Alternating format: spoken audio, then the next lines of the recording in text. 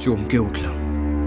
হঠাৎ দেখলাম যে মুখ আমার আদরের প্রত্যাশায় ছিল, সেই মুখ জয়ন্তীর নয়, অন্য কারোর। এটা আমি কি দেখলাম? কাকে দেখলাম? দেওয়ালে টাঙানো ছবিটার দিকে তাকিয়ে আমি আর স্থির থাকতে পারলাম না। ছবির চোখ দিয়ে অজর ধারায় রক্ত বের হচ্ছে। আচ্ছা, মৃত্যুর পরে ভালোবাসা কি শেষ হয়ে যায়? কি জানতে ইচ্ছে হচ্ছে না এই কথাগুলোর পিছনে কি রহস্য আছে? জানবেন, নিশ্চয়ই জানবেন। নমস্কার, আমি মিমো।